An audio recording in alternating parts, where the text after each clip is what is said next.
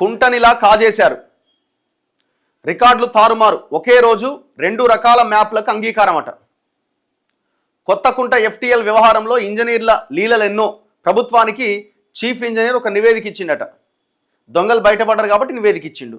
బయటపడనివన్నీ దొరికితే దొంగ, బయటపడ్డది కొత్తకుంట కాబట్టి ఇక చీఫ్ ఇంజనీర్ వాస్తవాలని బయటపెట్టక తప్పదు. బయటపడనివన్నీ కోమటికుంట సంగతి ఏంది, మూసాపేటలో ఉన్న అదేంది,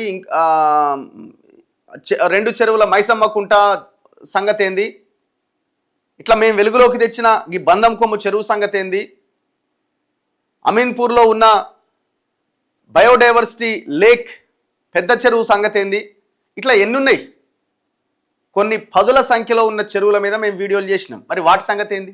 FTLని మార్చి, బఫర్ని మార్చి, మ్యాప్లను మొత్తం మార్చేసి, గిడ బాచుపల్లి దగ్గర ఉన్న కోమటికుంట చెరువునైతే అధికారులు ఒక్కొక్కడు 2 కోట్ల రూపాయలు తీసుకొని వాసవి విజయ్ కుమార్ చెప్పినట్టు ఆడి మొత్తం రిపోర్ట్నే మార్చి పడేసారు.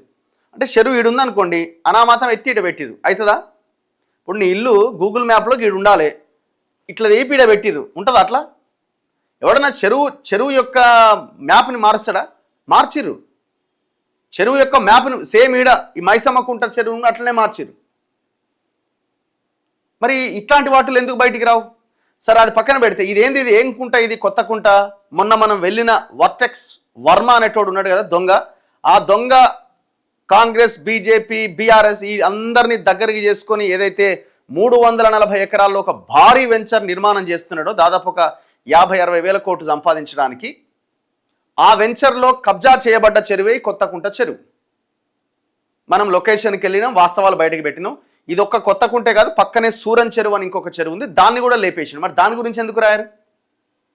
ఇది బయటపడ్డది కాబట్టి రాస్తున్నారు. దాని పక్కనే ఆనుకొని ఉన్న ఈ సూరన్ చెరువు మొత్తం టిప్పర్లతో మట్టి పోసి మొత్తం పూడ్చిపడేసిండు, దాదాపుగా 50% పూడ్చేసిండు.